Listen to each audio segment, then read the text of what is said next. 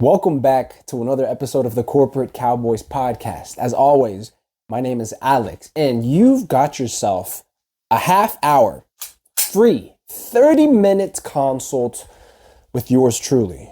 What would a corporate cowboy do? You ask yourself, right? Well, now you've got me to talk to. Granted, everything you hear that comes across this podcast, none of it you should take to be legal advice. That's our legal disclaimer, right? We do not condone any wrongdoing, nor do we promote any wrongful activities. So you can't blame us. You can't say gangster rap made me do it type stuff, right?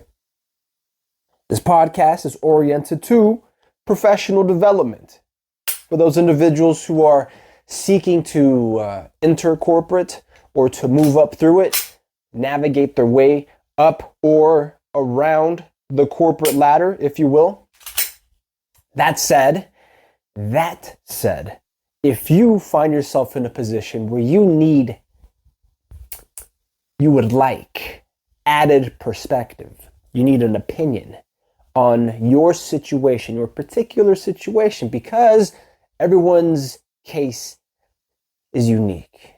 Everyone's mode of life, everyone, no matter if you work in the same department next to a partner or an associate, everyone's situation is unique as far as their capabilities and their aspirations. You might have the same ambition. You might be gunning for the same position, right? If there's a promotion that's up for grabs and both of you, or however many number of you there are, throwing their names into the hat, into the ring to compete, your approach, your strategy, how you promote yourself may very well dictate whether or not you get promoted. Today's question, it looks a little more philosophical. It appears to be asking for more philosophy than strategy, than planning. It's coming from r/career guidance. So, it being from a guidance point of view, I think we can still lend our experience and the collective experience of our associates and former partners. They're asking here, do you actually enjoy your desk job? Do you actually enjoy your desk job? Off the top of my head, yes. I feel like you should enjoy what you do, your job. You should find joy in the process, if not the destination, because very few, if any, make it to the end. I think the moment you settle for a position, and I've had managers that end up in this conundrum of settling and believing that they don't have to keep pushing up, even though they are managers, they are a leader of sorts, and they might have a crew of subordinates under them. They're just going to bottleneck this position because they choose to fucking settle. So they're not leading or paving the way for anyone else. If anything, they're stopping everyone else's professional development, everyone else's progress, because this person, male or female, this motherfucker chose to become complacent. The check was enough, or the responsibilities too much. If the responsibilities are too much, knock yourself a peg down and let somebody else have a shot. Or innovate. Propose an initiative to make the environment better. The work environment. The environment naturally takes care of itself. Most all environments are self-regulating. Even what happens in corporate, right? Some folks say it happens naturally by the grace of God or the will of God, but typically when those changes aren't fomented or promoted from within, it's because the world outside of corporate exerts that force to cause them to change. Did I give you a proof of life yet? Today's date. Today's date is Thursday, May 18, 2023. I felt like I was missing something from the introduction. You take a look at today's date. What do we have? We have artificial intelligence. We have Chat GPT and Bing AI. Those are exerting pressures on corporate right now that are forcing some change. It's not that corporate wisened up, because there's a lot of old blood. There's a lot of dinosaurs, old vanguard, that don't want to change, that don't want to, the term I'm looking for isn't economize, it's innovate. They don't want to innovate. They don't want to change, because there's a difference between innovating and economizing. Economizing is just integrating Chat GPT in order to stay competitive. And not even to stay competitive, because you're not competing, in order to remain profitable. And even then, you're already grasping at straws. You're already in kicking in the last throes. I'm speaking about corporate in the third person. Corporate is in its last throes if they're just integrating artificial intelligence to remain profitable. But they aren't actually investing. They aren't actually innovating internally in order to capitalize on artificial intelligence and be competitive. Remain competitive. Not just be competitive, just be better.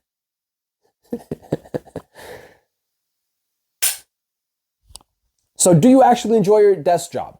The body on this one reads, they're male. They're 28 years old, so not much younger than I am, really. They've been working professionally for 6 years. Nice.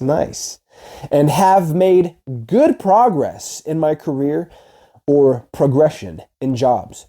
I've worked in operations, corporate accounting, and most recently, FP&A. That's, what is that? Financial planning and analysis. One that I find myself doing most days, one thing that I find myself doing most days is staring out the window. I misread that. I'm sorry, because I'm revising in real time. Okay, sometimes these hypothetical clients, when they're creating these posts, they don't proofread them. So if I revise them in real time, I try to keep them as honest and true to their original intention, as far as I believe was their original meaning.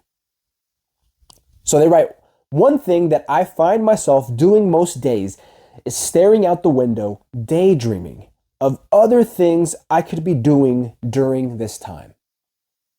One thing. During this time, what, the past 6 years? Or during this time now, in your job now? Maybe in the job that they're in now, it's become monotonous. It's become routine, right? Who knows what their duties might be?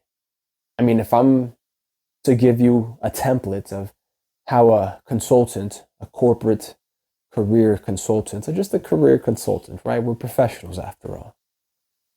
But if a consultant were to approach this client, the template, obviously, we're going to ask them in an interview a lot of their biographical, historical information as far as their education and their experience, their interests, as far as career moves, future career moves to make, whether or not they want to keep progressing.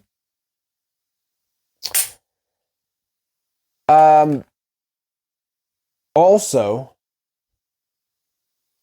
points in their past that they have regrets. And that's only in case, you see, I'm digging deeper. This is more higher level thinking and planning and analysis, right? I mean, this is what clients pay for. But I would ask them for points of regret in past employment positions that they might then be able to redeem in the present day. Make up for it somehow. I mean, that might be a personal conviction, a personal goal of theirs that we could make tangible, that we could put on paper and have it to be a smart goal, something that's reasonable, that's measurable, it's time bound. We could put it through a planning and execution process. That way, their professional development fuels and feeds their personal development, their personal actualization. I mean, we're talking Maslow's hierarchy of needs, right? And ultimately what you want is, at least the corporate cowboy, I think, me personally, is what I want, is to have my personal identity bolster. Is it my professional identity? My professional identity to bolster my personal identity, right? Is that if folks know me, if my associates know me as a stand-up guy with the criminal mind, right? I want folks in my personal life to know me the exact same way, that I'm about my business day in, day out, on or off the clock. I'm no different than when you're dealing with me. I mean, business is war. Business is always personal. And there are opportunities for business all the time. Unending opportunities for business. You just have to be personable in order to cultivate and develop these opportunities.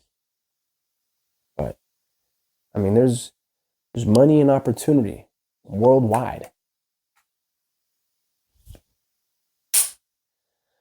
So they write, daydreaming of other things I could be doing during this time at work. It just sounds like they're bored. Maybe they're making good money, right? But now they're bored with the work. They don't see any positive change in their development professionally. They're just doing the same thing day in and day out. Now it's my hope that they still show up to work with a smile on their face and that positive disposition to carry out their job duties. There are times that there might be instances where an individual has to be reminded that, they're lucky to have a job, but they might fall into some sort of depression because they're not doing anything different. And so they fall into some sort of funk or a rut because they want to be doing something different. They write, I'm in a position I can chase what I love and do what I enjoy, but the role I'm in now is demanding and tiresome. Okay. So, I take it that their salary, right? They're in corporate. They're that high up. They're salaried. I hope they've taken the time to exhaust any opportunities to negotiate their compensation and, get paid their worth. But at the same time, setting boundaries as a professional, or at least, you could be 6 years into any position and not know how to manage your time and organize your time effectively. So I'm hoping that they've got that down to a science, that they've done as much as possible to mitigate this feeling of being overworked and getting off work tired. Because I mean, if that's all you're living for is just the check and to wake up and go to work, go home and go to sleep, wake up, go to work, go home, go to sleep.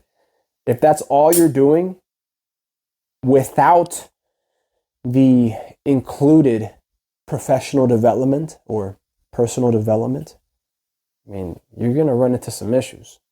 You're going to run into some issues which sound like the ones our hypothetical client is experiencing now. They write, tiresome. They write, the role I'm in now is demanding and tiresome, for me at least. Okay, so the realistic, for them at least. There has to be someone in the office who's maybe railing lines or drinking coffee straight out of the pitcher. It's possible, but to them at least, it's tiring. Okay, so they're being realistic. Last quarter, they write, I worked 1 week of really late nights up to 4 a.m. to meet deadlines. Damn. It's been a while since I've stayed up until 4. Just got to learn to set your bounds. Manage your time effectively. And if necessary, push back some, especially if you're not getting paid worth your time. Have them pick up some support, some form of support positions.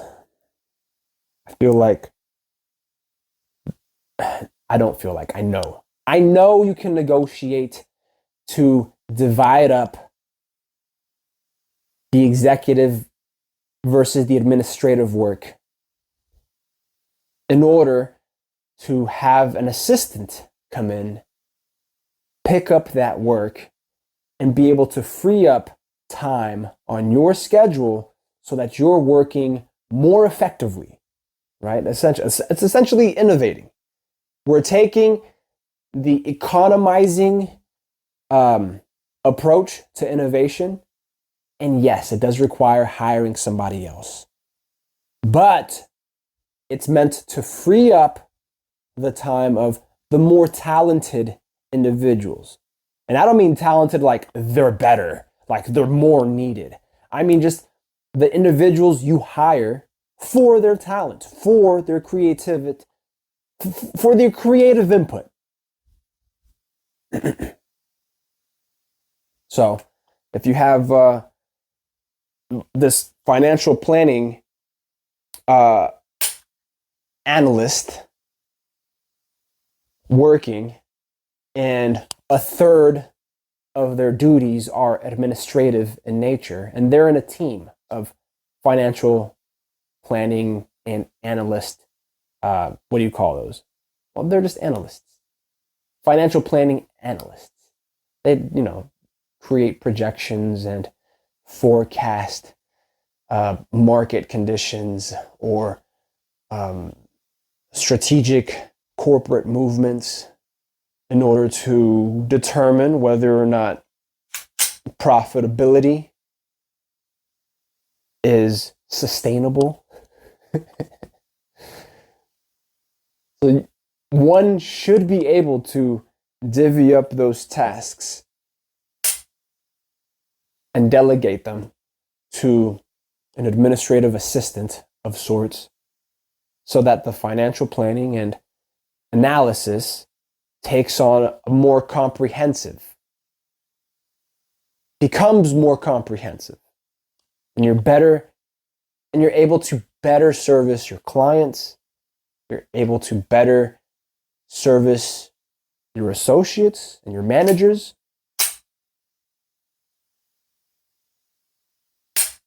Because service doesn't only go out, it goes up too. What's it called? Managing up or upward management. They write here, I don't like sitting at a desk behind a screen all day. I want to move my body. Is this a common feeling or is it just me? I'll start off and say that no, it's a common feeling. It's a common feeling. I myself sit in front of a computer for many hours a day. For many hours a day. It's not just to do this podcast, right? Sometimes I'm up walking around, dry firing. Got to get those reps in, one way or another. And if I absolutely need to move, I'm able to. At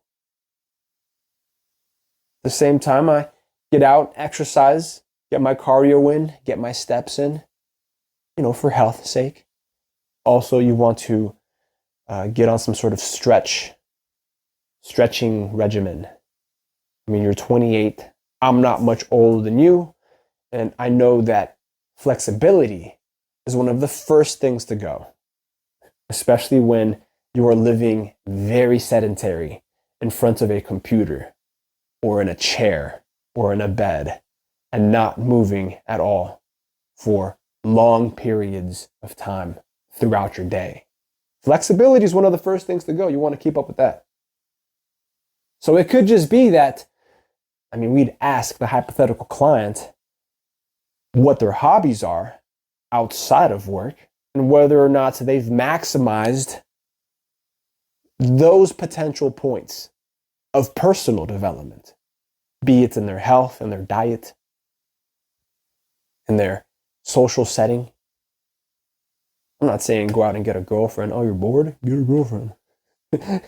Oh, you're bored? Get a boyfriend. No, not at all.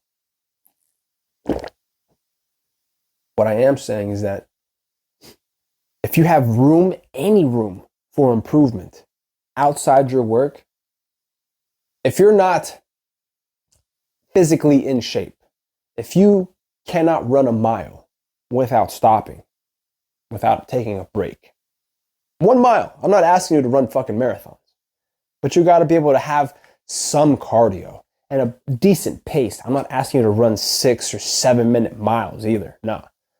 10-minute mile is fine. In today's day and age, a 10-minute mile is fine.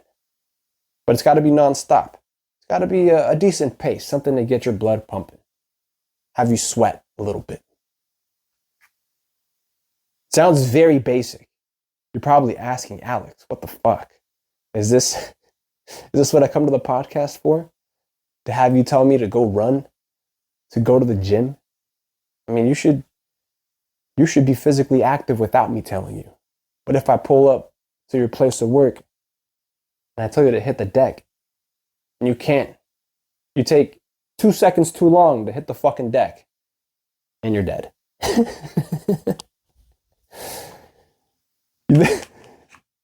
You think, no, I'm not gonna open that can of worms yet. It's still season 9. I got like 100 more seasons to go before it's a corporate, all out, hot corporate war.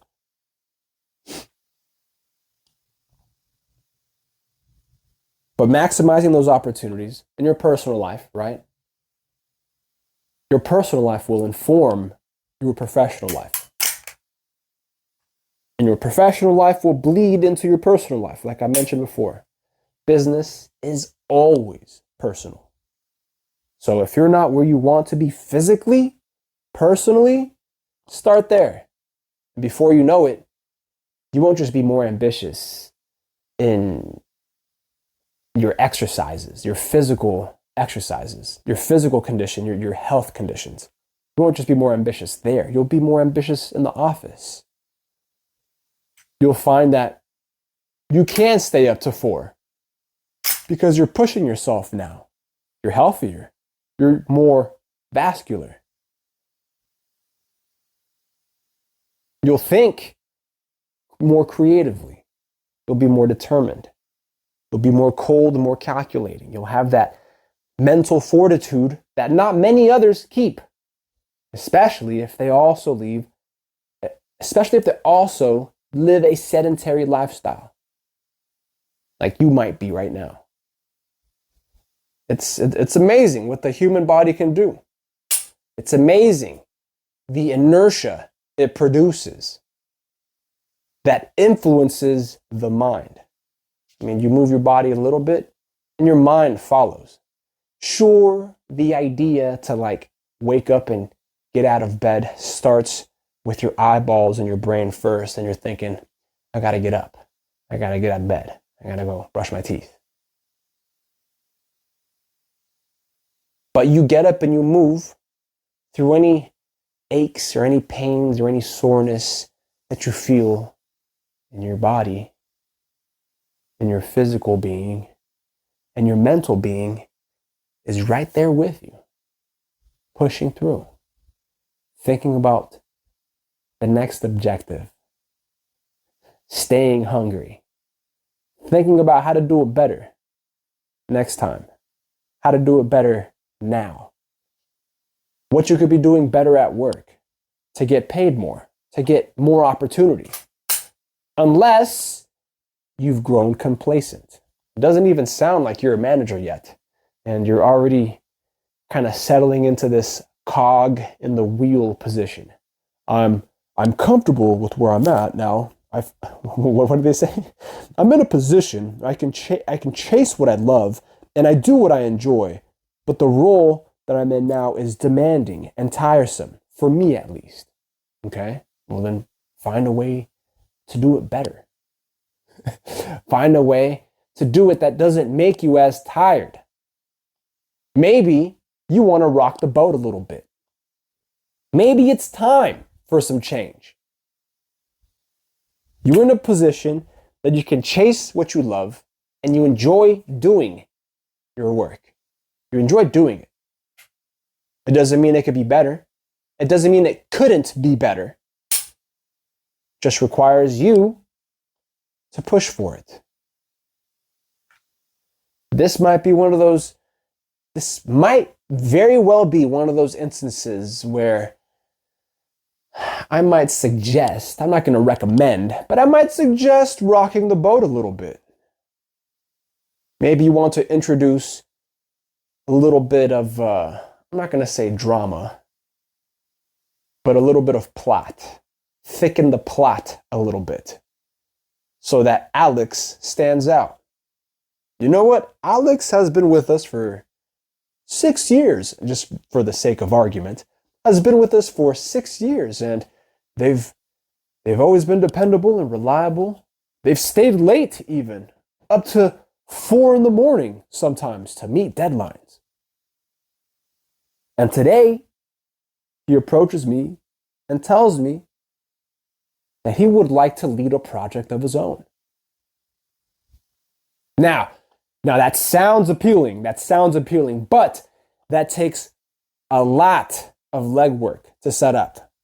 I'm not going to say a lot because then it's going to sound discouraging, but that takes a significant amount of legwork to set up as far as networking correctly, building rapport and trust with your superiors as well as your colleagues and your associates, so that when the time comes to make that move and position yourself to become a leader, even if it's not a permanent leader, but you want to, say, renegotiate the contract you have now, make $10,000 more a year, make, I don't know, another $250,000 a year. I don't know what bracket it is that you live in or work in. But when it comes time to renegotiate that, your reputation, your repertoire, the credit that you keep with others will carry you. Not just carry you, but will be what propels you to the front. See, that's some corporate cowboy shit. That's doing it moving, running and gunning.